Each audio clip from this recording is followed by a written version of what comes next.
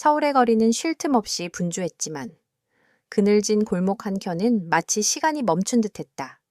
낡은 건물들 사이에 자리 잡은 허름한 창고 안, 쾌쾌한 냄새와 습기가 가득한 곳에서 한 소녀가 웅크리고 앉아 있었다. 그녀의 이름은 한지은, 그녀의 나이는 19. 세상의 모든 것을 받아들여야 할 나이였지만 그녀의 두 눈은 빛을 잃은 지 오래였다. 그녀의 부모는 그녀가 태어날 때부터 맹인이라는 사실을 저주처럼 여겼고 그녀를 짐처럼 취급했다. 그리고 오늘 그들은 지은을 팔아넘기려 했다. 이거 정말 맹인 맞소? 멀쩡하게 생겨가지고. 한 남자의 거친 목소리가 창고 안에 울렸다. 지은은 남자의 목소리에서 느껴지는 경멸과 조롱에 몸을 움츠렸다. 그녀는 그가 누구인지 볼 수 없었지만 그의 냄새와 음성에서 풍기는 저속함은 그녀를 소름 끼치게 했다. 맞다마다요. 태어날 때부터 앞을 못 봤어요. 그래서 쓸모가 없어서요. 보시다시피 얼굴은 예쁘게 생겼으니까. 어디 아무데라도 쓸 수 있을 거 아니오. 그냥 푼돈이라도 좋으니 제발 데려가 주시오. 100만 원. 아니, 50만 원이라도 좋습니다. 그녀의 아버지는 그녀를 마치 낡은 물건처럼 흥정하고 있었다. 지은의 가슴이 찢어지는 듯했다. 그녀의 심장은 절망과 수치심으로 가득 찼다. 그녀는 왜 자신이 이런 대우를 받아야 하는지 이해할 수 없었다. 그녀는 그저 조용히 숨만 쉬고 있었을 뿐이었다. 50만 원, 하하. 그만한 가치도 없어 보여.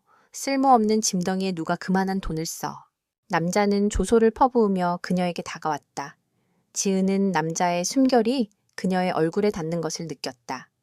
그녀는 두려움에 손을 떨었다.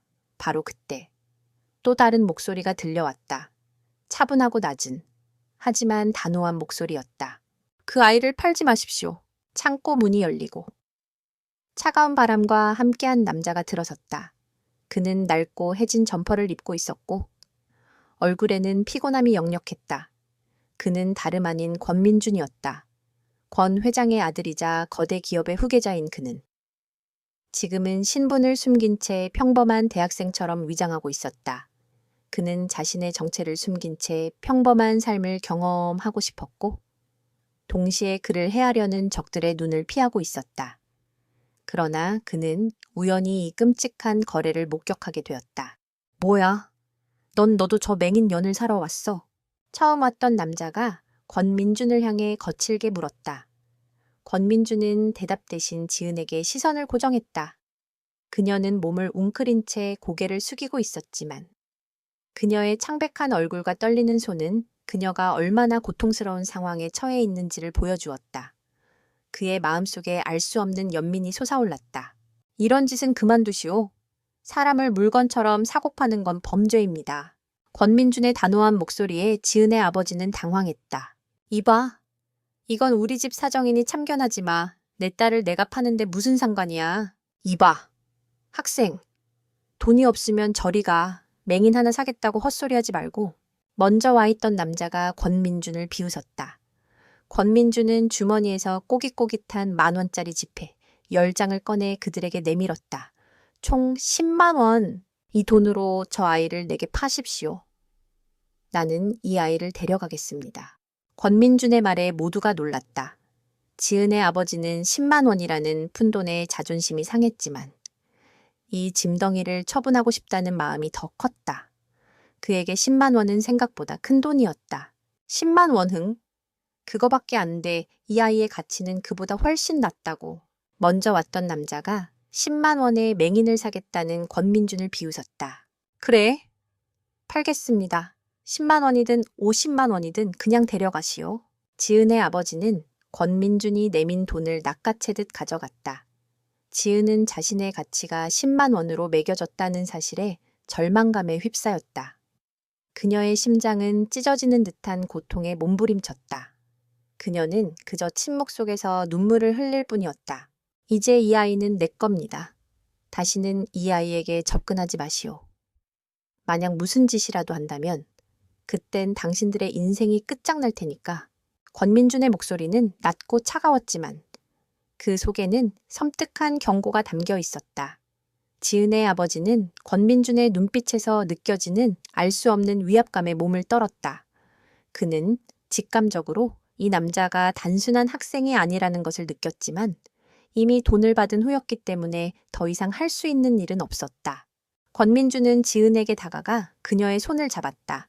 그녀의 손은 얼음장처럼 차가웠지만 그는 그녀를 따뜻하게 감싸주었다. 이제 괜찮습니다. 당신은 안전해요. 내가 당신을 데려가겠습니다. 지은은 권민준의 따뜻한 손길과 목소리에서 생전 처음 느껴보는 안도감을 느꼈다. 그녀는 그를 믿고 그의 손을 잡았다. 그들의 삶은 그 10만 원이라는 돈으로 엮이게 되었고 그들의 운명은 완전히 새로운 길로 들어서게 되었다. 서울의 낡은 주택가에 위치한 작은 원룸. 권민주는 지은을 그곳으로 데려왔다. 방 안은 깨끗했지만 가구라고는 책상과 침대, 그리고 작은 옷장 하나가 전부였다. 그곳은 그의 위장 신분인 가난한 대학생에게 완벽하게 어울리는 공간이었다. 지은은 어둠 속에서도 자신의 발밑을 더듬어 방의 구조를 파악했다.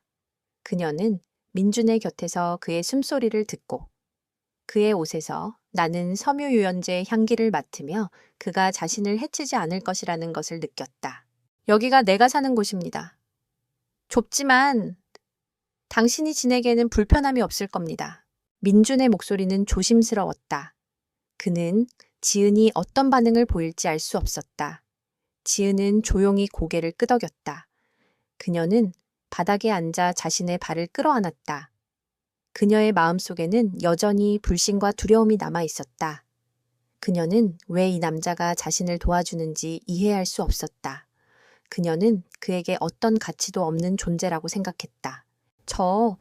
저에게 왜 이런 친절을 베푸시는 건가요? 지은의 목소리는 작고 떨렸다. 민주는 그녀의 질문에 잠시 침묵했다. 그는 그녀에게 자신의 진짜 신분을 밝힐 수 없었다. 그의 주변에는 항상 위험이 도사리고 있었고 그 위험에 지은을 끌어들이고 싶지 않았다. 그냥 당신이 겪은 일이 너무 불쌍해서요. 그리고 당신에게는 스스로 살아갈 힘이 있다고 생각했습니다. 그의 말은 진심이었다. 그는 창고에서 웅크리고 앉아있던 지은의 모습에서 단순히 나약함만을 본 것이 아니었다. 그녀의 깊은 눈동자는 알 수 없는 강인함이 숨어 있었다. 민주는 그녀에게 희망을 주고 싶었다. 그 희망이 그녀를 다시 일으켜 세울 것이라고 믿었다. 그날 이후 민준의 도움으로 지은의 새로운 삶이 시작되었다. 그는 아침 일찍 일어나 그녀를 위해 아침 식사를 준비했다. 처음에는 어색하고 서툴렀지만 시간이 지날수록 그의 손길은 능숙해졌다. 그는 지은에게 책을 읽어주었고 그녀에게 점자책과 점자타자기를 구해다 주었다. 지은은 그의 도움에 힘입어 맹인이 된 후 처음으로 글을 배우기 시작했다. 그녀는 손끝으로 점자의 돌기를 더듬어가며 한 글자씩 익혀나갔다. 그녀의 학습 속도는 놀라울 정도로 빨랐다. 그녀는 마치 세상의 모든 지식을 흡수하려는 듯 밤낮으로 공부에 매달렸다. 지은은 공부 외에도 다른 것들을 배우기 시작했다. 민주는 그녀에게 요리하는 법, 청소하는 법, 그리고 옷을 입고 벗는 법까지 혼자 힘으로 살아갈 수 있는 모든 것을 가르쳤다. 지은은 그의 가르침을 스펀지처럼 흡수했다. 그녀는 그가 시키는 대로만 하는 대신 자신의 방식으로 모든 것을 터득해 나갔다. 민주는 그녀의 성장을 지켜보며 뿌듯함을 느꼈다. 그는 그녀가 더 이상 나약하고 불쌍한 존재가 아니라는 것을 깨달았다. 그녀는 어떤 시련에도 굴하지 않고 자신의 삶을 개척하려는 강한 의지를 가진 사람이었다. 민주는 자신의 결정이 옳았다는 것을 확신했다. 그는 그녀를 도구로 사용하려는 것이 아니었다. 그는 그녀에게 새로운 삶을 선물하고 싶었을 뿐이었다. 그러던 어느 날, 지은은 민준에게 피아노를 배우고 싶다고 말했다. 그녀는 어릴 적부터 음악을 좋아했지만 시력을 잃은 후에는 그 꿈을 접어야 했다. 민주는 그녀의 소원을 들어주기 위해 낡은 피아노 학원을 찾아냈다. 그곳의 피아노는 건반이 몇 개 빠져 있었지만 지은에게는 충분했다. 그녀는 피아노 건반을 더듬으며 멜로디를 연주하기 시작했다. 처음에는 서툴렀지만 그녀의 손가락은 곧 건반 위에서 자유롭게 춤추기 시작했다. 민주는 그녀의 연주를 들으며 놀라움을 금치 못했다. 그녀는 한 번 들은 멜로디를 완벽하게 재현했고 그녀의 연주에는 그녀의 깊은 감정이 담겨 있었다. 슬픔과 절망, 그리고 희망이 뒤섞인 그녀의 연주는 민준의 마음을 울렸다. 그는 그녀의 재능이 얼마나 뛰어난지 깨달았다. 그녀의 연주는 어떤 유명한 피아니스트의 연주보다 더 아름답고 감동적이었다. 당신은 정말 대단한 재능을 가졌군요. 이제 당신은 더 이상 100만 원짜리 소녀가 아닙니다. 당신은 세상의 모든 것을 가질 수 있는 사람입니다. 민주는 진심으로 그녀를 칭찬했다. 그의 칭찬에 지은은 부끄러워하며 고개를 숙였다. 그녀는 자신의 재능을 알아봐주는 민준에게 감사함을 느꼈다. 그의 도움으로 그녀는 잃어버렸던 꿈을 다시 찾을 수 있었다. 시간이 흐르면서 그들의 관계는 단순한 후원자와 피후원자의 관계를 넘어섰다. 그들은 서로에게 마음을 열었고 서로의 삶에 깊이 스며들기 시작했다. 지은은 민준이 말하는 모든 것을 귀에 깊게 들었다. 그녀는 그의 목소리에서 그의 감정을 읽을 수 있었다. 그의 피곤함, 그의 슬픔, 그리고 그의 외로움. 그녀는 민준이 겉으로는 밝은 척하지만 마음속 깊은 곳에 어떤 그림자를 품고 있다는 것을 느낄 수 있었다. 어느 날 밤, 민준은 술에 취해 비틀거리며 돌아왔다. 그는 지은에게 자신의 가짜 신분에 대해 이야기하기 시작했다. 그는 자신이 가진 모든 것을 버리고 이렇게 숨어 사는 이유를 설명하려 했지만 결국 잠이 들었다. 지은은 잠든 그의 옆에 앉아 그의 숨소리를 들었다. 그의 숨소리는 깊고 고요했지만 그 안에는 알 수 없는 불안과 긴장감이 담겨 있었다. 지은은 직감적으로 알 수 있었다. 민준이 자신에게 말하지 않은 비밀이 있다는 것을, 그리고 그 비밀이 그녀의 삶을 다시 한번 뒤흔들게 될 것이라는 것을. 며칠 후, 지은은 민준의 집에서 혼자였다. 민준은 아침 일찍 나갔고 그녀에게는 점심 식사를 준비해 놓고 나갔다. 지은은 그의 부재 속에서 홀로 점자책을 읽고 있었다. 그녀의 손가락은 글자 위를 춤추듯 움직였다. 그때 그녀의 귀에 낯선 소리가 들려왔다. 멀리서 들려오는 발소리였다. 한 명이 아니었다. 여러 명의 발소리가 그녀가 있는 원룸 쪽으로 다가오고 있었다. 그녀는 본능적으로 위험을 감지했다. 지은은 숨죽이고 창가로 다가갔다. 그녀는 볼 수 없었지만 소리를 통해 밖의 상황을 파악할 수 있었다. 그들의 발소리는 조심스럽고 그들의 숨소리는 거칠었다. 그들은 평범한 방문자가 아니었다. 그녀는 그들이 민준과 관련된 사람들이라는 것을 직감했다. 그녀는 곧바로 민준에게 전화를 걸었다. 하지만 전화기는 꺼져 있었다. 그녀의 심장이 불안으로 요동쳤다. 그녀는 민준이 어떤 위험에 처해 있는지 알 수 없었지만 그가 그녀를 보호하기 위해 자신의 정체를 숨기고 있다는 것을 알고 있었다. 그녀는 자신이 그에게 짐이 될 수 있다는 생각에 두려웠다. 그녀는 재빨리 민준의 책상으로 다가갔다. 그녀의 손이 닿은 곳에는 그의 노트북이 놓여 있었다. 그녀는 그의 노트북을 켜고 그녀의 손가락이 키보드 위를 빠르게 움직였다. 그녀는 그의 컴퓨터에 설치된 보안 시스템을 우회하고 그가 최근에 접속했던 기록들을 찾아냈다. 그녀는 그의 통신 기록에서 낯선 이름들을 발견했다.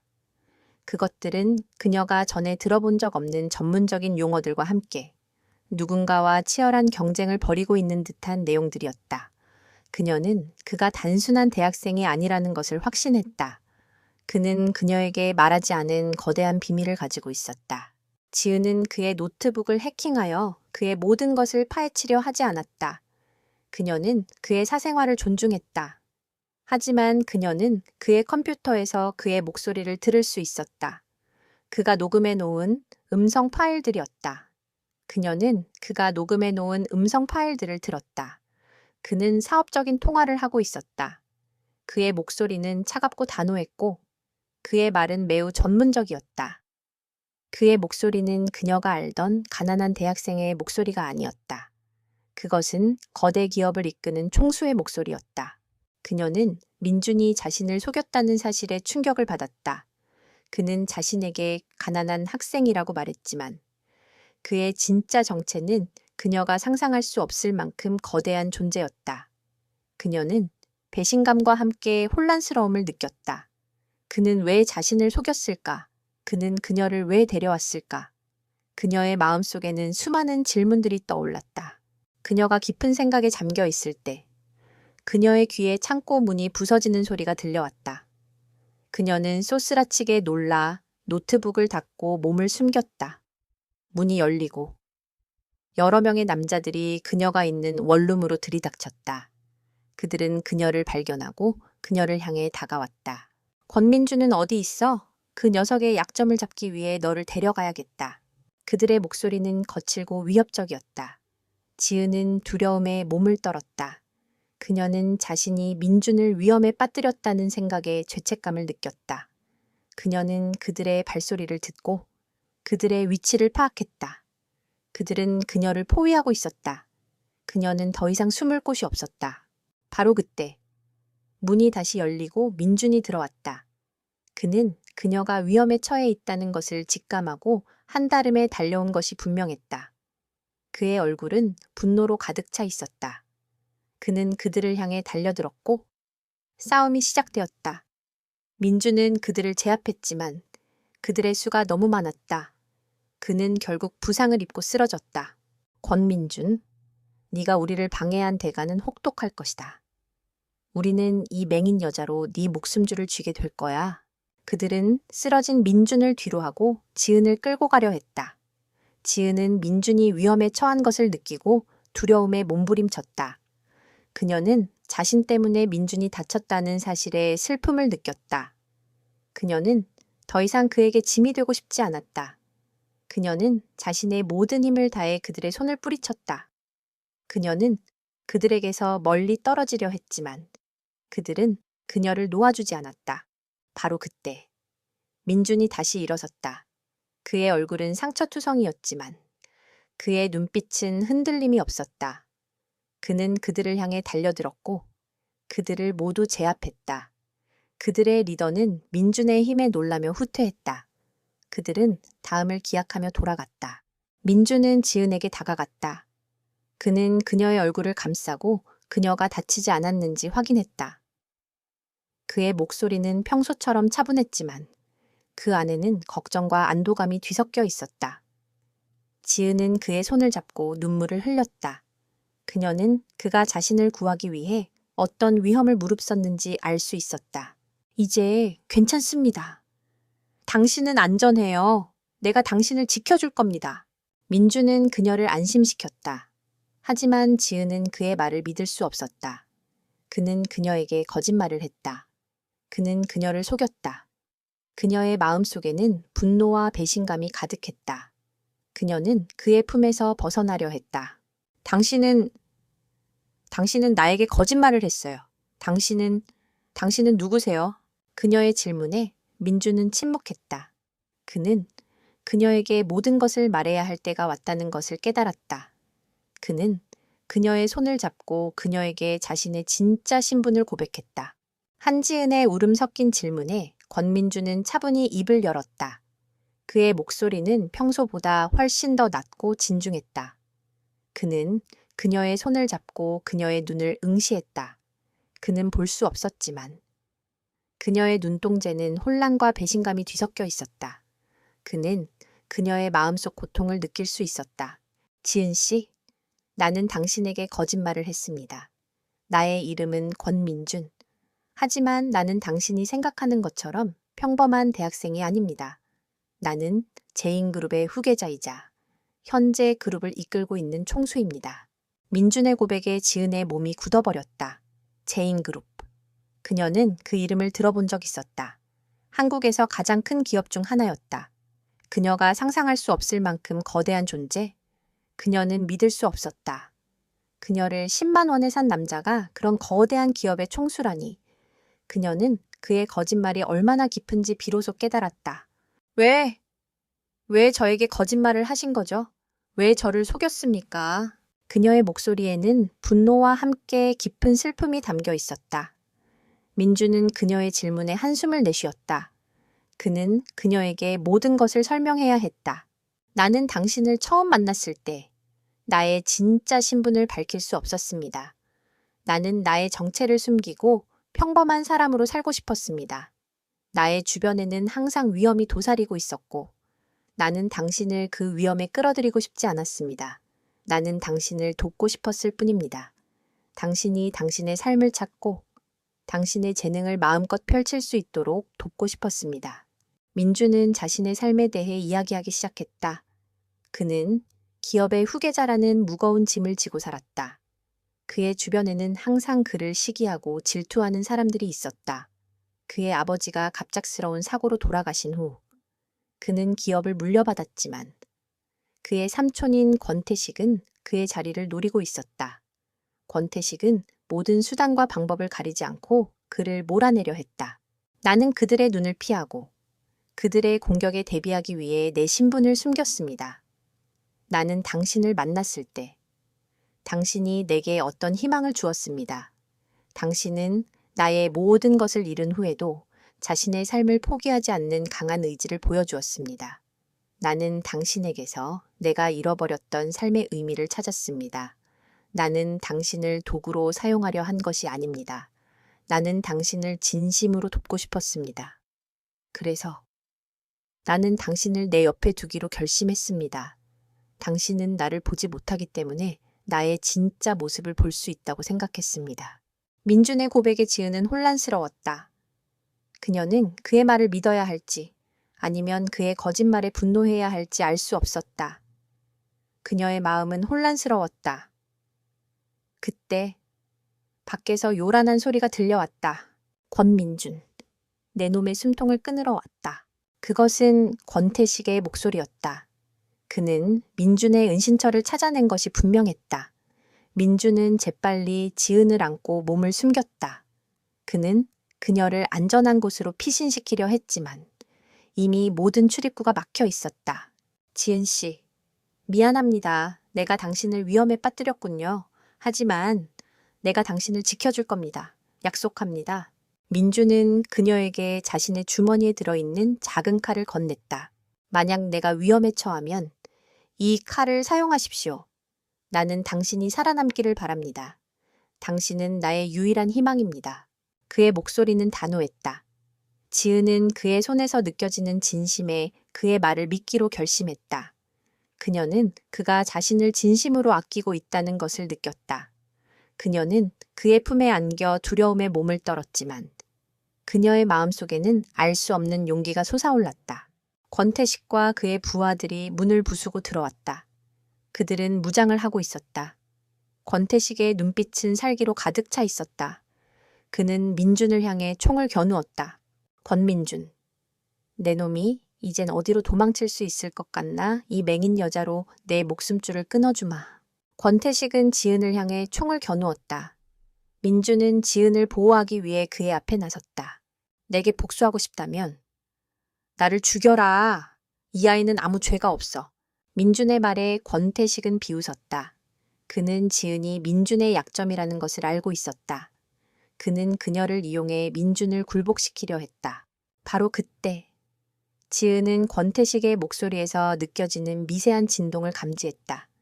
그의 목소리는 자신만만했지만 그의 숨소리는 불안정했다. 그녀는 그가 긴장하고 있다는 것을 알 수 있었다. 그녀는 그의 부하들의 발소리를 듣고 그들의 위치를 파악했다. 그들은 모두 한 곳에 모여 있었다. 지은은 민준에게 조용히 속삭였다. 민준 씨, 그들의 숫자는 7명입니다. 그들 중 2명은 권태식의 뒤에 있고 3명은 오른쪽에, 2명은 왼쪽에 있습니다. 권태식은 왼손에 총을 들고 있고 그의 손은 미세하게 떨리고 있습니다. 그는 겁을 먹고 있습니다. 민주는 지은의 말에 놀라 그녀를 바라보았다. 그녀는 볼 수 없었지만 그녀의 눈은 모든 것을 보고 있었다. 그녀의 눈은 빛을 잃었지만 그녀의 귀는 세상의 모든 것을 듣고 있었다.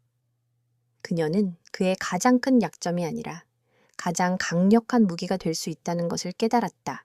민주는 지은의 정보를 이용해 권태식의 부하들을 하나씩 제압하기 시작했다.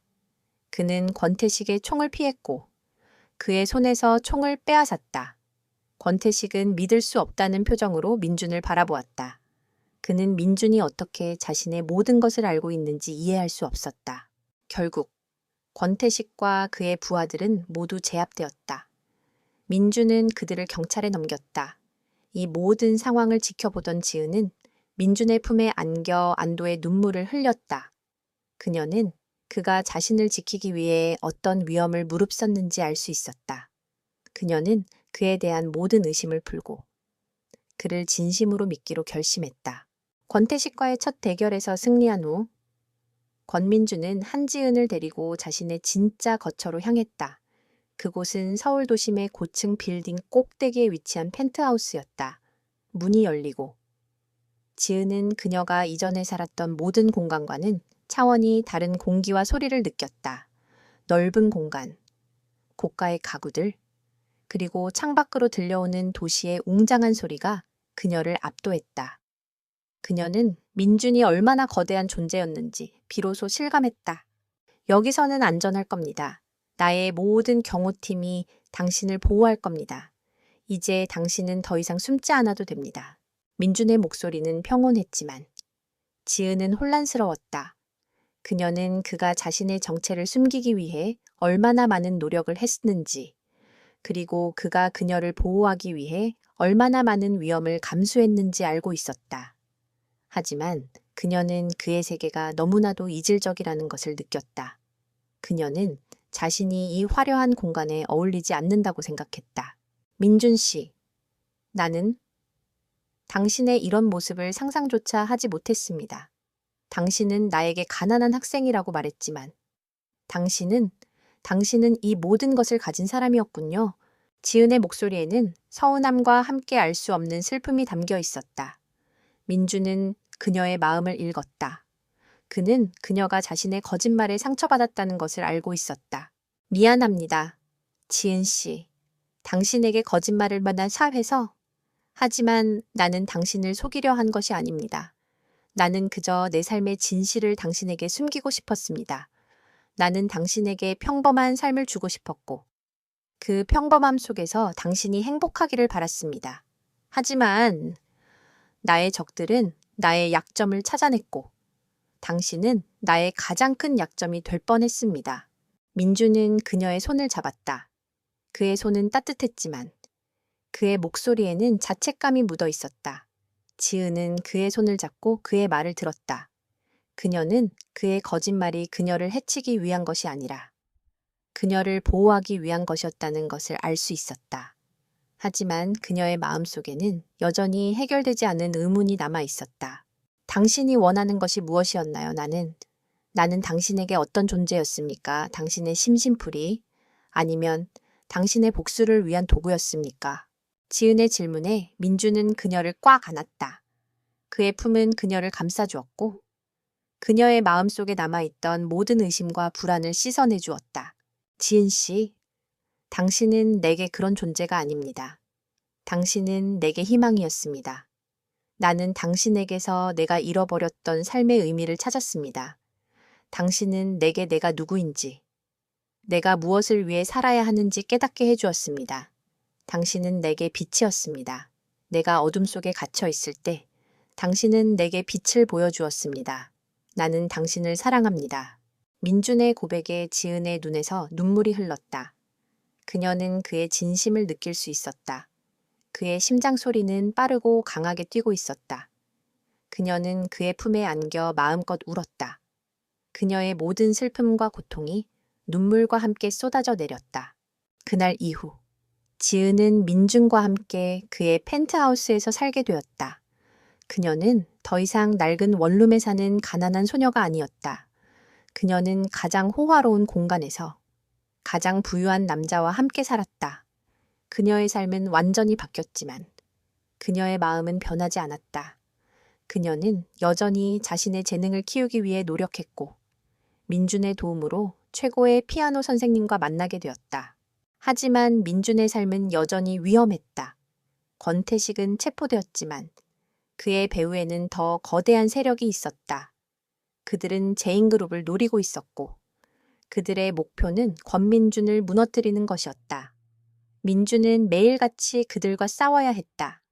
그는 그의 모든 시간과 노력을 그들과의 싸움에 쏟아부었다. 지은은 민준의 삶을 보며 걱정했다. 그녀는 그가 너무 많은 것을 혼자 감당하고 있다는 것을 알았다. 그녀는 그에게 도움이 되고 싶었다. 그녀는 그에게 그녀의 능력을 사용해 그를 돕고 싶다고 말했다. 민준 씨, 나는 볼 수 없지만 나는 들을 수 있습니다. 나는 사람들의 마음을 들을 수 있고 그들의 숨은 의도를 알 수 있습니다. 나에게는 이 능력이 있습니다. 나는 당신의 가장 강력한 무기가 될 수 있습니다. 민주는 그녀의 제안에 잠시 망설였다. 그는 그녀를 위험에 빠뜨리고 싶지 않았다. 하지만 그는 그녀의 말이 진심이라는 것을 알았다. 그녀는 더 이상 약하고 불쌍한 소녀가 아니었다. 그녀는 강하고 용감한 여자였다. 그는 그녀의 손을 잡고 고개를 끄덕였다. 좋습니다. 지은 씨, 당신의 도움이 필요합니다. 나의 가장 큰 약점이 될 뻔했던 당신은 이제 나의 가장 강력한 무기가 될 겁니다. 이제 우리는 함께 싸울 겁니다. 그들은 다시 한번 손을 맞잡았다. 그들의 손에는 서로에 대한 신뢰와 사랑, 그리고 함께 싸워 이기겠다는 강한 의지가 담겨 있었다. 권민준의 적들은 제인그룹을 무너뜨리기 위해 회사의 가장 중요한 프로젝트 중 하나인 스마트시티 개발에 흠집을 내기로 결정했다. 그들은 프로젝트와 관련된 모든 정보를 조작하고 투자자들에게 허위 정보를 흘렸다. 이로 인해 프로젝트는 심각한 위기에 처했고 회사의 주가는 폭락했다. 민주는 이 모든 것이 그의 적들이 꾸민 음모라는 것을 알고 있었지만 그들의 완벽한 계획 때문에 반격할 방법을 찾지 못했다. 이건 너무 완벽합니다. 그들은 모든 증거를 조작했고 우리의 모든 움직임을 예측하고 있습니다. 마치 우리의 생각을 읽고 있는 것 같습니다. 민주는 자신의 사무실에서 분노와 좌절이 뒤섞인 표정으로 말했다. 그의 옆에는 은지가 앉아 있었다. 그녀는 민준의 말을 듣고 그의 목소리에서 느껴지는 절망감을 읽었다. 민준 씨, 그들의 완벽함 속에 허점이 있을 겁니다. 모든 것은 소리를 남깁니다. 그들의 목소리, 그들의 숨소리, 그들의 행동, 모든 것은 진실을 숨기지 못합니다. 내가 당신의 눈이 되어드릴게요. 당신이 놓치고 있는 것을 내가 찾아드릴게요. 은지는 민준의 손을 잡고 그를 안심시켰다. 그녀의 말에 민준의 눈빛이 흔들렸다. 그는 그녀의 능력을 믿었다. 그는 그녀에게 모든 정보를 공유했다. 그는 그녀에게 회의실의 모든 음성 기록을 들려주었고 그의 적들이 나눈 모든 대화를 들려주었다. 지은은 밤낮으로 그들의 목소리를 들었다. 그녀는 그들의 목소리에서 느껴지는 미세한 떨림, 그들의 숨소리에서 느껴지는 미세한 긴장감을 감지했다. 그녀는 그들이 거짓말을 할 때 그들의 목소리가 어떻게 변하는지 알 수 있었다. 그녀는 그들의 대화에서 느껴지는 숨겨진 의도를 파악했다. 그녀는 한 남자의 목소리에서 이상한 점을 발견했다. 그의 이름은 김상현. 그는 민준의 가장 신뢰하는 임원 중 한 명이었다. 그의 목소리는 항상 침착하고 자신만만했지만 그가 스마트 시티 프로젝트에 대해 이야기할 때마다 그의 목소리에는 미세한 떨림이 있었다. 그것은 그의 거짓말을 숨기기 위한 노력의 흔적이었다. 민준 씨, 김상현 이사님을 조심하세요. 그는 당신의 적들과 한패입니다. 나는 그의 목소리에서 거짓말을 들었습니다. 그는 당신에게 충성하는 척하지만 그는 당신을 배신하고 있습니다. 지은의 말에 민주는 충격을 받았다. 김상현은 그의 아버지 때부터 그를 도왔던 사람이었다. 그는 그를 자신의 형제처럼 믿었다. 민주는 지은의 말을 믿고 싶지 않았다. 하지만 그는 지은의 능력을 알고 있었다.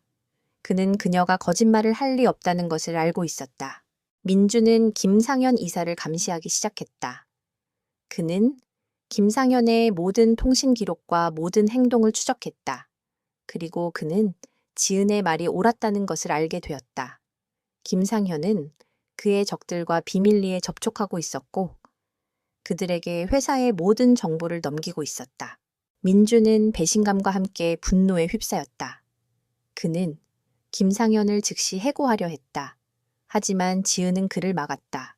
민준 씨, 서두르지 마세요. 그를 해고하면 우리는 더 이상 그들의 움직임을 파악할 수 없습니다. 우리는 그를 이용해야 합니다. 우리는 그를 미끼로 사용해야 합니다.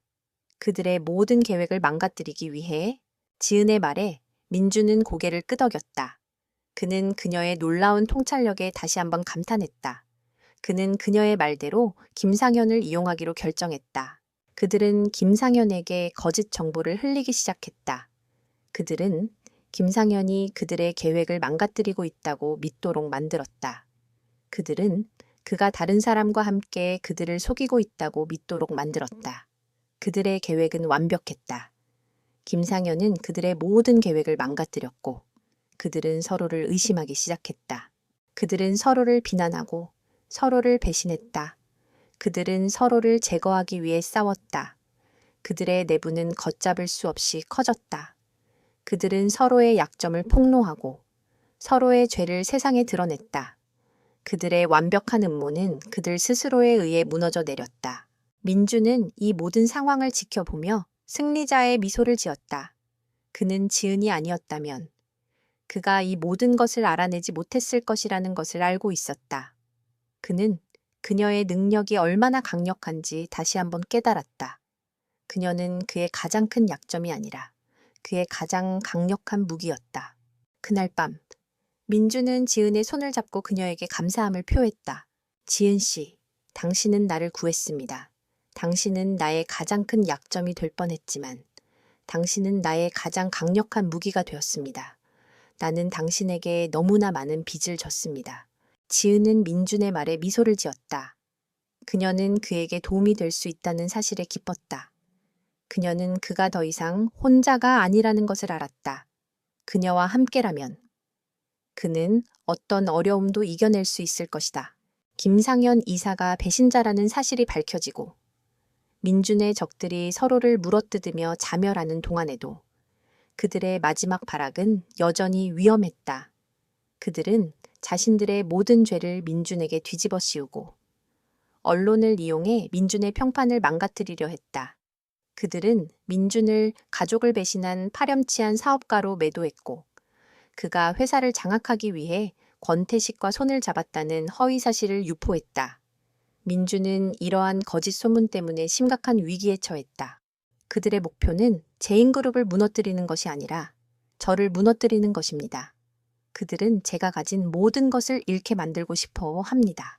민주는 지은에게 분노에 찬 목소리로 말했다. 그의 목소리에는 절망감이 뒤섞여 있었다.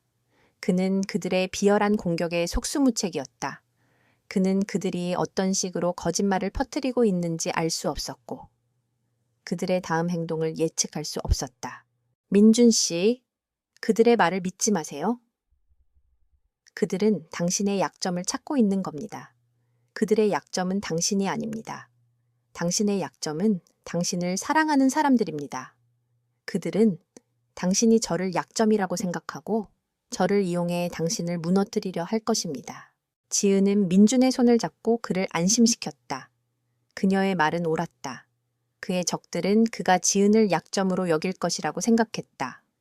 그들은 그녀를 이용해 민준의 목숨줄을 끊으려 할 것이 분명했다. 그날 저녁, 민준의 적들 중 한 명이 지은의 가족에게 접근했다.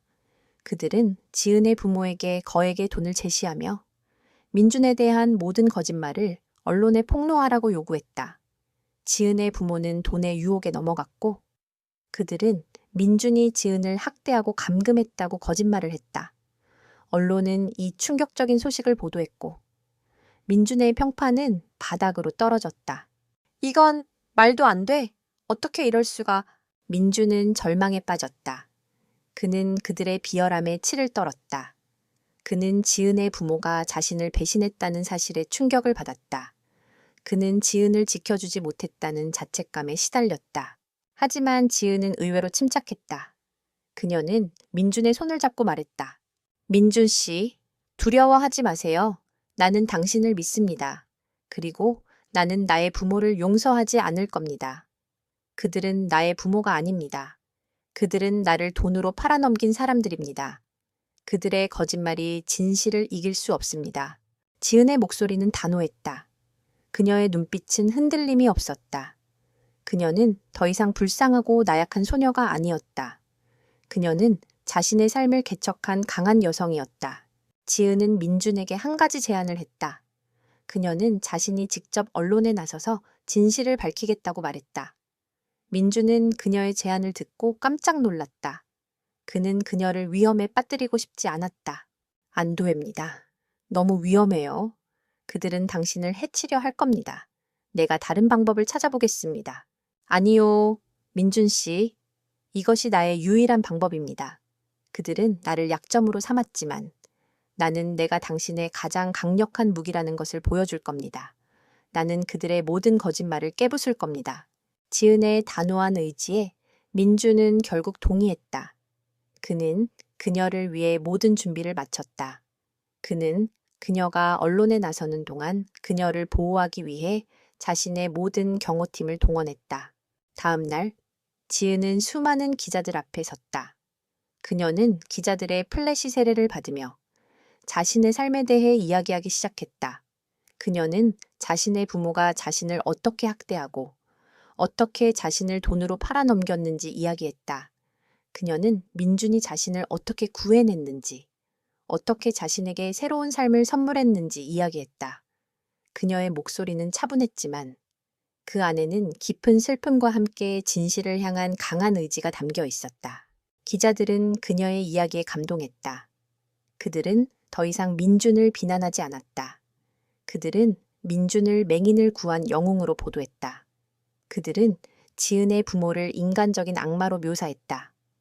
언론의 보도는 민준의 적들이 원하는 방향과는 완전히 다른 방향으로 흘러갔다. 그들의 모든 거짓말이 지은의 진실 앞에 무너져 내렸다. 이 모든 상황을 지켜보던 민준은 지은의 용기와 지혜에 감탄했다. 그는 그녀의 손을 잡고 그녀에게 감사함을 표했다. 지은 씨, 당신은 나를 구했습니다. 당신은 나를 믿어주었고, 당신은 나를 위해 싸웠습니다. 나는 당신에게 너무나 많은 빚을 졌습니다.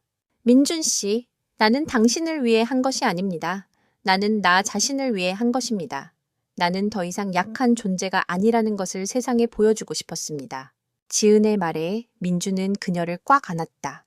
그는 그녀의 마음속에 있는 강인함과 아름다움에 감동했다. 그는 그녀를 더욱더 사랑하게 되었다. 지은의 용기 있는 행동은 세상을 뒤흔들었다. 그녀의 이야기는 언론과 대중의 마음을 사로잡았고, 가난한 맹인 소녀가 거대 기업의 총수를 구한 영웅이 되었다는 사실은 사람들에게 깊은 감동을 주었다. 민주는 이 기회를 놓치지 않고 그동안 수집했던 모든 증거를 언론과 검찰에 넘겼다. 그의 적들은 지은의 진실된 증언과 그가 넘긴 증거들 앞에 무너져 내렸다. 그들은 더 이상 민준을 공격할 수 없었다. 그들의 모든 음모와 비리가 만천에 드러났기 때문이다. 그러나 그들의 마지막 발악은 여전히 남아 있었다. 그들은 민준을 납치하여 그를 제거하고 그의 모든 것을 빼앗으려 했다. 그들은 민준이 혼자 있는 틈을 노렸다. 민준은 은지와의 통화 후 경호원들을 모두 물리고 혼자 운전해서 가고 있었다. 그는 자신의 운전 습관을 파악하고 있는 적들의 함정에 빠졌다는 것을 깨달았다. 그의 차는 서울 외곽의 한적한 도로에서 적들에게 포위되었다. 권민준, 이제 끝이다. 네가 가진 모든 것을 우리에게 넘겨라. 그렇지 않으면 이 세상에서 사라지게 될 테니. 그들의 리더는 차가운 목소리로 민준을 협박했다. 민준은 그들의 협박에 굴하지 않았다. 그는 자신의 모든 것을 걸고 그들과 싸우기로 결심했다. 그때 그의 전화에서 은지의 목소리가 들려왔다. 민준 씨, 괜찮으세요? 당신의 목소리가 이상합니다. 지은은 민준의 목소리에서 느껴지는 긴장감과 그의 주변에서 들려오는 이상한 소음을 감지했다. 그녀는 그가 위험에 처해 있다는 것을 직감했다. 지은 씨, 나는 괜찮습니다. 걱정하지 마세요. 곧 갈게요. 민주는 지은을 안심시키려 했지만 그의 목소리는 떨리고 있었다. 지은은 그의 거짓말을 알아차렸다. 그녀는 그가 어떤 위험에 처해 있는지 알 수 없었지만 그녀는 그를 돕고 싶었다. 그녀는 즉시 그의 위치를 추적하기 시작했다. 그녀는 민준의 휴대폰 신호를 추적하고 그의 차 주변에서 들려오는 소리들을 분석했다. 그녀는 주변 소리를 통해 그들이 총을 소지하고 있다는 것을 알았다. 그녀는 그들이 민준을 어디로 끌고 갈 것인지 예측했다. 그녀는 그들이 가장 가깝고 인적이 드문 곳으로 향할 것이라고 생각했다.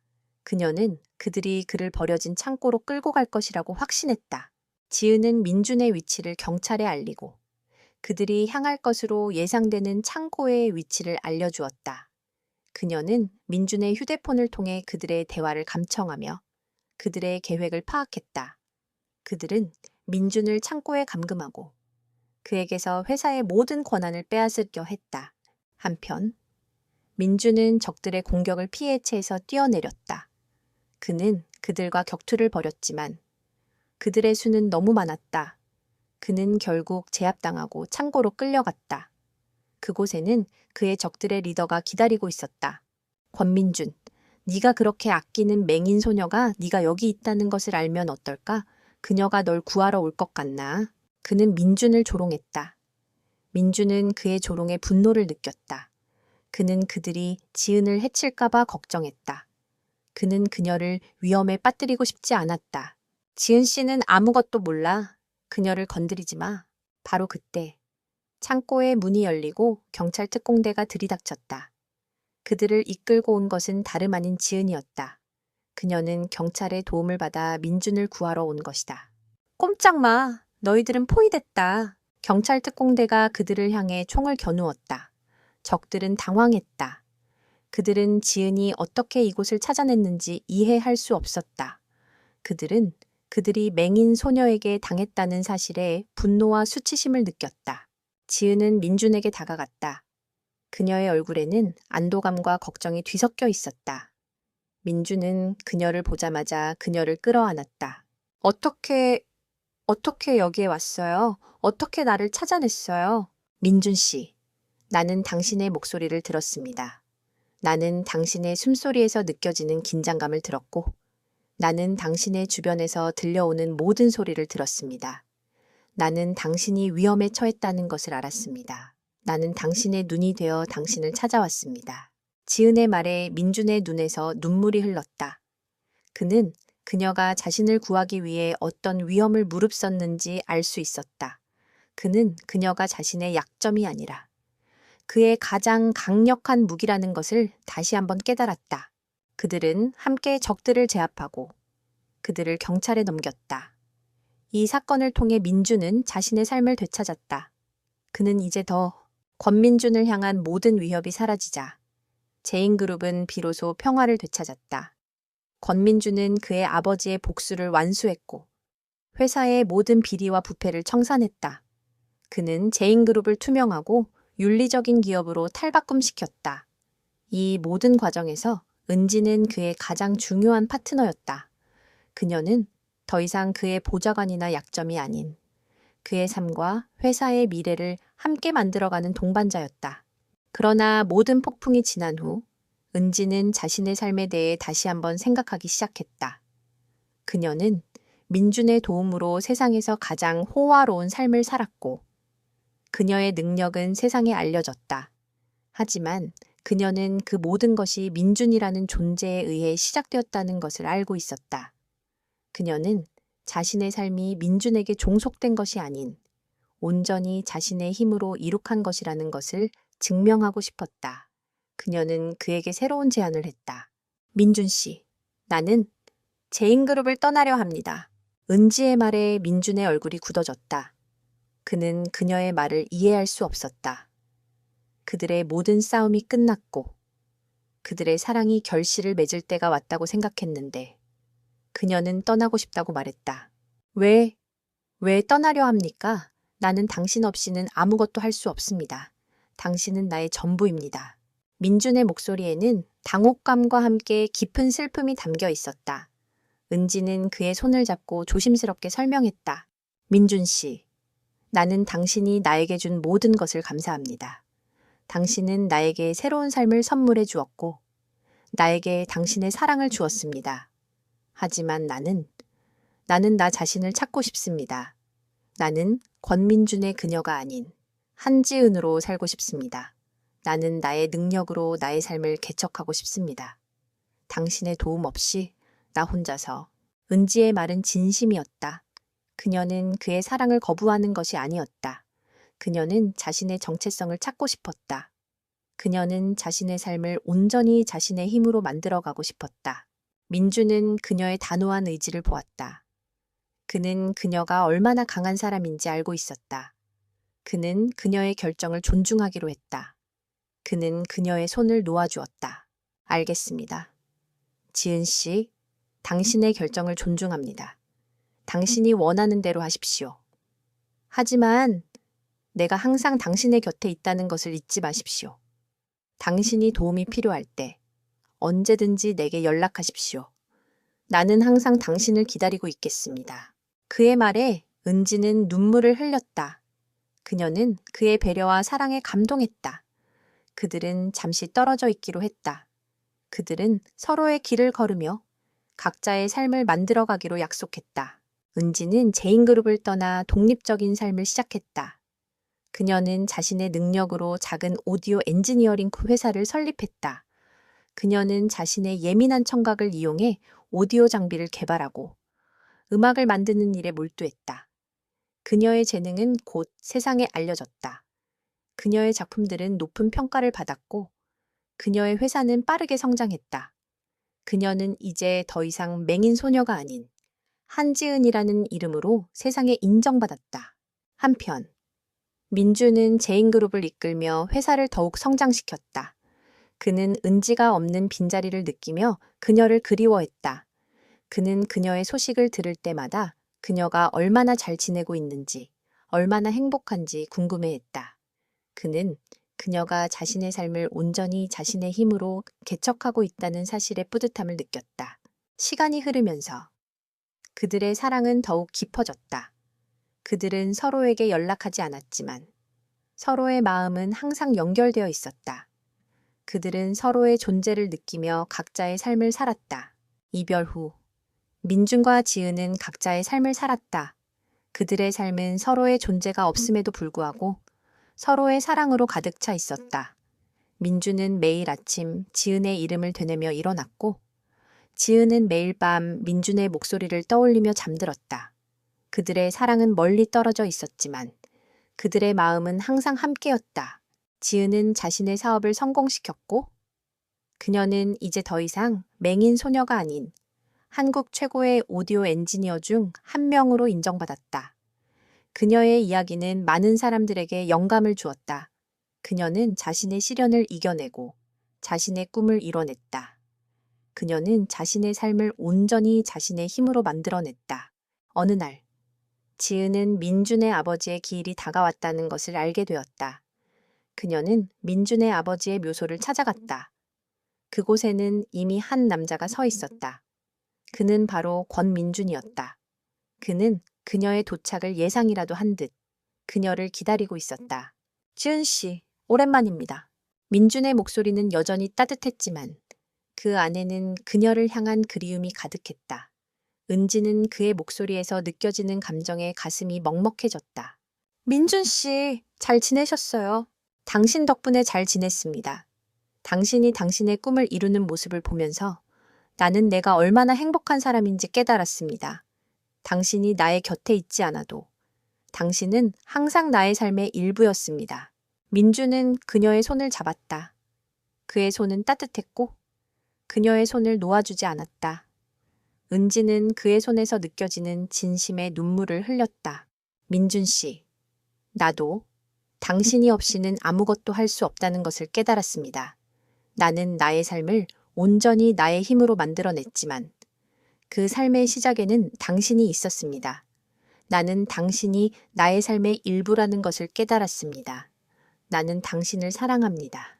은지의 고백에 민준의 눈에서도 눈물이 흘렀다. 그는 그녀를 꽉 안았다. 그의 품은 그녀를 감싸주었고 그녀의 모든 슬픔과 그리움을 씻어내 주었다. 지은 씨, 나는 당신이 나의 옆에 있어 주기를 바랍니다. 당신이 나의 삶의 전부가 되어 주기를 바랍니다. 당신이 나의 아내가 되어 주기를 바랍니다. 민주는 그녀에게 반지를 건넸다. 그것은 그들의 첫 만남을 상징하는 반지였다. 100만 원이라는 푼돈으로 시작된 그들의 인연이 이제는 영원한 사랑으로 결실을 맺으려는 순간이었다. 민준 씨, 나는 당신과 결혼하고 싶습니다. 은지는 고개를 끄덕였다. 그녀의 얼굴에는 행복한 미소가 가득했다. 그녀는 이제 더 이상 100만 원짜리 소녀가 아니었다. 그녀는 사랑과 존경으로 가득 찬 한 남자에게 사랑받는 여왕이었다. 그녀의 삶은 끔찍한 시작을 가졌지만 결국 사랑과 행복으로 가득 찬 완벽한 결말을 맞이했다. 그녀의 이야기는 돈이 아닌 사랑과 용기가 진정한 행복을 가져다 준다는 것을 보여주었다. 세월이 흘러 권민준과 한지은은 행복한 가정을 이루었다. 그들의 이야기는 전설처럼 전해졌고 많은 사람들에게 희망을 주었다. 지은은 여전히 자신의 사업을 운영하며 음악을 만들었고 민주는 그녀의 가장 든든한 후원자였다. 그들은 서로를 존중하고 서로의 꿈을 응원하며 살았다. 그들의 사랑은 그들의 삶을 넘어 세상의 모든 사람들에게 영감을 주었다. 그리고 그들의 이야기는 영원히 기억될 것이다.